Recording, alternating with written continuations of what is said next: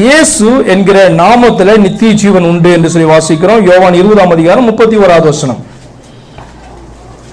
இயேசு தேவனுடைய குமாரனாகிய கிறிஸ்து என்று நீங்கள் விசுவாசிக்கும்படியாகவும் விசுவாசித்து அவருடைய நாமத்தினாலே நித்திய ஜீவனை அடையும்படியாகவும் இவைகள் எழுதப்பட்டிருக்கிறது. இயேசு தேவனுடைய குமாரனாகிய கிறிஸ்து என்று நீங்கள் விசுவாசிக்கும்படியும் விசுவாசித்து அவருடைய நாமத்தினாலே நித்திய ஜீவனை அடையும்படிக்கும் பார்த்தீங்கன்னா எது எழுதப்பட்டிருக்கு? அவரை குறித்த அத்தனை சாட்சிகளும் எழுதப்பட்டிருக்கு. அப்ப இயேசு தேவனுடைய குமாரன் ஆகிய கிறிஸ்து என்று சொல்லி விசுவாசிக்கிறதுனா என்ன அர்த்தம்? ஏன்னு சொன்னால் இது நம்ம நித்திய ஜீவன் சம்பந்தப்பட்டவும் நம்முடைய ரட்சிப்பு சம்பந்தப்பட்டமான ஒரு மிகப்பெரியதான ஒரு கேள்வியாய் காணப்படுது. இயேசு கிறிஸ்துவ தேவனுடைய குமாரன் விசுவாசிக்கணும், உண்மைதான், நல்ல காரியம்தான். ஏன் தேவனுடைய குமாரன் விசுவாசிக்கிறோம்? தேவனுடைய குமாரன்னா என்ன அர்த்தம் என்பதை நீங்கள் விளங்கி கொள்ள வேண்டும். ஹல்லேலூயா. தேவனை நீங்க புரிந்து கொள்ளணும் அப்படின்னு சொன்னா நம்ம இப்பதான் பார்த்தோம். இயேசுவை அறியணும், இயேசுவை புரிந்து கொள்ளணும், இயேசுவை விசுவாசிக்கணும், இயேசுவை தொழுது கொள்ளணும். இதெல்லாம் பண்றதெல்லாம் நீங்க யாருக்கு பண்றீங்க? நீங்க பிதாவுக்கு ஆக்சுவலா பண்றீங்க என்று சொல்லி பார்த்தோம். அப்ப தேவனுடைய குமாரன் என்கிற வார்த்தையினுடைய அர்த்தத்தையும் நிச்சயமாய் நீங்க என்ன பண்ணணும்? அறிந்திருக்க வேண்டும். என்னதான் தேவனுடைய குமாரன் அப்படின்னா என்ன அர்த்தத்தை கொடுக்குது? இந்த உலக பிரகாரமாய் நீங்க சில காரியங்களை பார்க்கும் பொழுது குமாரன்றதுக்கு ஒரு மீனிங் உண்டு. என்ன அப்படின்னு சொன்னா, ஒன்னு அந்த தகப்பனினால என்ன பண்ணிருக்கணும்? பெற்றெடுக்கப்பட்டிருக்கும். அந்த தகப்பன் அவனை எப்படி தகப்பன் பெற்றெடுப்பாரு? தகப்பன் யாரோடு கூட இணைந்தால் தான் பாத்தீங்க அப்படின்னு சொன்னா குமாரன் குமாரத்திகள் பிறப்பாங்க. ஒரு காரியம், தகப்பன் யாரோடு கூட சேர்ந்து பெற்றிருக்க வேண்டும். இரண்டாவது, அந்த தகப்பன் இந்த உலகத்திலே காணப்படுகிற ஒரு பிள்ளையை தன்னுடைய பிள்ளை என்று சொல்லி என்ன பண்ணலாம்? தத்து எடுக்கலாம், அடாப்ட் பண்ணா பாத்தீங்கன்னா அப்பவும் அந்த தகப்பன் அந்த பிள்ளையினுடைய தகப்பன் என்று சொல்லி உலகம் பார்க்கும். மூன்றாவது காரியம் என்னவென்று சொன்னால், இந்த ஒரு மனுஷன் ஏதாவது ஒன்றை அவன் உருவாக்கி இருப்பான் என்று சொன்னால் அது என்ன பண்ணலாம்? தன்னுடைய பிள்ளைன்னு சொல்லலாம். நீங்க கேள்விப்பட்டிருப்பீங்க, சயின்டிஸ்டுங்க திஸ் இஸ் மை பேபி அப்படின்னு சொல்லுவாங்க. ஒரு திட்டம் இடுறா அப்படின்னு சொன்னா திஸ் இஸ் மை பிளான்ன்றதுக்கு என்ன சொல்லுவாங்க? திஸ் இஸ் மை சைல்டு அப்படின்னு சொல்லுவாங்க. அப்படின்னா என்ன அர்த்தம்? ஒருவன் தான் ஒரு காரியத்தை உருவாக்கி இருந்தானா அது என்னுடைய பிள்ளைன்னு சொல்லலாம். அப்படியே ஆண்டவருக்கு இதை ஒப்பிட்டு பாருங்க. இயேசு கிறிஸ்து எந்த கேட்டகரியில் இதுல வராரு?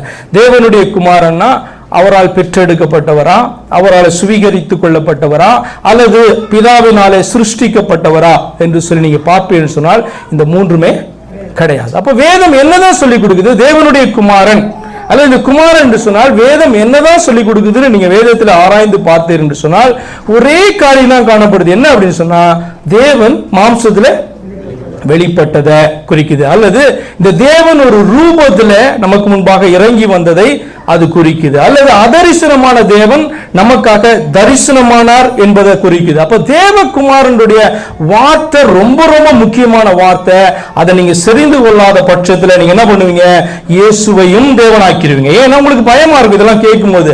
இயேசுவை கண்ட பிதாவை காண்கிறான், இயேசு விசுவாசிகள் ரட்சிப்பு கிடையாது. அப்படின்னா என்ன பண்ணுவாங்க? மனுஷங்க பயந்து போய் இந்த இயேசு என்ன பண்ணுவாங்க? இவரையும் தேவனாக்கி விடுவாங்க. இவரையும் நீங்க தேவனாக்க முடியாது. ஏன் அப்படின்னு சொன்னா, அப்ப அவரும் உங்களுக்கு தேவன் கிடையாது, இவரும் தேவன் கிடையாது. ஏன் என்று சொன்னால் தேவன் அப்படின்றவரு ஒருவர் மட்டும்தான். இயேசு சொல்லிக் கொடுக்கிறாரு, ஒன்றான மெய்தேவனையும் அவர் அனுப்பினதாகிய இயேசு. அப்படின்னா என்ன அர்த்தம்? அவர் அனுப்பின இயேசு கிறிஸ்துவை விசுவாசிப்பதுனா அந்த ஒன்றான மெய்தேவன் உனக்காக என்ன பண்ணாரு? ஒரு சரீரத்துல அவர் இறங்கி வந்தார். ஏன்னா சரீரத்துல இறங்கி வந்தாதான் நீ அவரை பார்க்க முடியும். சரீரத்தோடு காணப்பட்டாதான் உனக்காக ரத்தத்தை சிந்த முடியும்.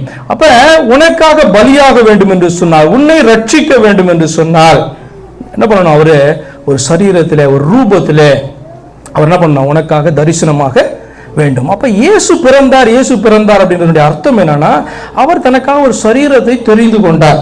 அப்ப நம்மள மாதிரியே அவர் என்ன பண்ணணும்? அம்மாவுடைய வயிற்றுல இருந்து பிறக்க வேண்டும் என்பது உண்மை. எதற்காக? அவருக்கு ஒரு சரீரம் வேண்டும். அந்த சரீரம் பார்த்தீங்கன்னா உனக்காக பலியாக வேண்டும் என்று சொல்லி தேவாதி தேவன், ஒன்றான மெய் தேவன் உனக்காக மனுஷனாக வெளிப்பட்டார். ஹல்லேலூயா. அப்ப தேவகுமாரன்றதனுடைய அர்த்தம் என்ன அப்படின்னு சொன்னா, ஒன்றான மெய் தேவன் உனக்காக மனுஷனாக இந்த உலகத்துல வெளிப்பட்டார். அதனால்தான் வேதம் சொல்லுகிறது இரண்டாம் மனுஷன் வானத்திலிருந்து வந்த வானத்துல ஒரு கர்த்தர் தான் உண்டு. அதாவது பரலோகத்துல ஒரு கர்த்தர் தான் உனக்கு உண்டு. ரெண்டு கர்த்தர்லாம் கிடையாது, மூணு கர்த்தர்லாம் கிடையாது. அப்ப இரண்டாம் மனுஷன் வானத்திலிருந்து வந்த கர்த்தர்னு நீ விசுவாசிக்கணும் என்று சொல்லி வேதம் ஏன் சொல்லி கொடுக்குதுன்னா, உன்னுடைய கர்த்தர் தான் உன்னுடைய பிதா தான் உனக்காக என்ன பண்ணாரு, மனுஷ ரூபத்திலே காணப்பட்டார் அப்படி என்று சொல்லி நீ என்ன பண்ணணும், விசுவாசிக்க வேண்டும். அதனால தான் ஏசாயா 9:6 மிக மிக முக்கியமான ஒரு வசனம். என்னன்னா, நமக்கு கொடுக்கப்பட்ட குமாரன் பாலகன், அவர் யார் என்று சொல்லி அந்த வசனம் சொல்லிக் கொடுக்குது. என்ன சொல்லிக் கொடுக்குது? அவர் வல்லமை உள்ள தேவன், அவர் நித்திய பிதா அப்படி என்று சொல்லிக் கொடுக்குது. அப்படின்னா நித்திய பிதா நினைக்கும், பிதா என்று சொல்லப்படுகிறவர் ஒருவர் மட்டும்தான்.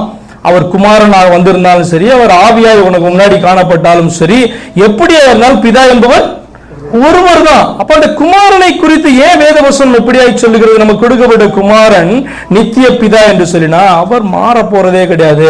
உனக்கு முன்பாக அவர் உன்னை போல ஒரு ரூபத்துல பலியாகும்படி இறங்கி நின்றாலும் அவர் தான் நம்முடைய பிதாவாய் காணப்படுறார். ஹல்லேலூயா. அப்ப அதனால்தான் பாத்தீங்கன்னா, கர்த்தர் நம்முடைய தேவனாய் காணப்படுறார், கர்த்தர் நம்முடைய பிதாவாய் காணப்படுறார், கர்த்தர் நாம் தொழுது கொள்கிறவராய் காணப்படுறார். அப்போ உங்களுக்கு ஓரளவு இயேசு கிறிஸ்து தேவனுடைய குமாரன் விசுவாசிக்கணும். என்ன விசுவாசிக்கணும் அர்த்தம்? எனக்காக வந்த மெய்யான தேவன் இவர் என்று சொல்லி நீங்க விசுவாசிக்க வேண்டும். அதான் யோவான் 5:20 ரொம்ப தெளிவாக உங்களுக்கு சொல்லிக் கொடுக்கும். என்ன அப்படி சொன்னா, பிதாவாகிய தேவனை வெளிப்படுத்த வந்த இவரே மெய்யான தேவனும் நித்திய ஜீவனுமாய் இருக்கு.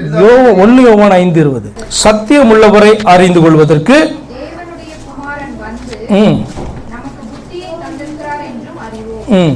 அவருடைய குமாரனாகிய இயேசு கிறிஸ்து என்னப்பட்ட சத்தியம் உள்ளவருக்குள்ளும் இருக்கிறோம். இவரே மெய்யான தேவனும் நித்திய ஜீவனுமாய் இருக்கிறார். நான் உங்களுக்கு சொன்ன தேவன் என்று சொன்னா அது ஒருவரை மட்டுமே, அது பிதாவை மாத்திரமே குறிக்கிற வார்த்தைன்னு சொல்லி. இப்ப இங்கே சொல்லுது, சத்தியம் உள்ளவரை நமக்கு வெளிப்படுத்துவதற்கு, சத்தியம் உள்ளவர் யார் என்று சொல்லி நாம் அறிந்து கொள்வதற்கு தேவனுடைய குமாரன் வந்து நமக்கு வெளிப்படுத்தி இருக்கிறார். இவரே மெய்யான. எப்படி வேதம் இப்படி ஒரு பெரிய ஸ்டேட்மெண்ட்டை கொடுக்கும்? அல்லது ஒரு குமாரனை பார்த்து இவரே மெய்யான தேவன் அப்படின்னு சொன்னா இவர் மட்டும்தான் தேவன் என்று சொல்லி அர்த்தம். இவரே மெய்யான தேவன் ஒரு ஸ்டேட்மெண்ட் உங்களுக்கு கொடுக்குது அப்படின்னு சொன்னா, அவரை வெளிப்படுத்த வந்தவர், அதாவது தன்னை தானே வெளிப்படுத்த வந்தவர் என்று சொல்லி அர்த்தம். ஏன்னு சொன்னா அவரை நம்ம பார்க்க முடியாது, யாருன்னு தெரியாது. அப்படியே விட்டா நம்ம யாரையும் என்ன பண்ணிப்போம், தொழுது கொண்டு இருப்போம். நல்லா புரிந்து கொள்ளுங்க. பரலோகத்தில் இருக்கார், இங்கே இருக்கிறார், ஒரே தேவன் என்று சொல்லி பிசாசை தொழுது கொள்ளுகிறவர்களும் உண்டு. அப்ப ஆண்டவர் இப்படியே விட்டார்னா மனுஷன் என்ன பண்ணுவான், விக்கிரகத்தை தனக்கு உண்டு பண்ணி கொள்வான். தேவன் என்று சொல்லி பார்த்தீங்கன்னா பிசாசை தொழுது கொள்வனா மாறி விடுவான். ஆண்டவர் தானே வந்து தான் யார் என்பதை வெளிப்படுத்தி காண்பிக்கவில்லை என்று சொன்னால் இன்றைக்கும் மனுஷன் பிசாசை தான் தெய்வமா என்ன பண்ணிருப்பான், வைத்து கொண்டிருப்பான். பேரும் சொல்லிப்பான், ஒரே தேவன் என்று சொல்லி என்ன பண்ணுவான், சொல்லிக் கொள்வான். அப்ப இந்த இயேசு கிறிஸ்துவை அறியாதவன், இயேசு யார் என்று சொல்லி புரிந்து கொள்ளாதவன், அவன் மெய்யான தேவனை அறியாதவனும் புரிந்து கொள்ளாதவனுமாய் அவன் காணப்படுறான். அப்ப நித்திய ஜீவன் அவனுக்கு கிடைக்க முடியாது. ஏன்னு சொன்னா ஆண்டவர் தெளிவாய் சொல்றாரு, ஒன்றான மெய் தேவனையும் அவர் அனுப்பின இயேசு கிறிஸ்துவையும் அறிவது நித்திய ஜீவன். விசுவாசிப்பதுன்னு சொல்ல அறியணும், யார் இயேசுன்னு அறியணும். எப்படி அறியணும்? இவர் தான் ஒரே தேவன் என்று சொல்லி நீ அறிகிறனா, நீ உன் பிதாவை அறிகிறாய் என்று சொல்லி அர்த்தமாய் காணப்படுது. ஹல்லேலூயா.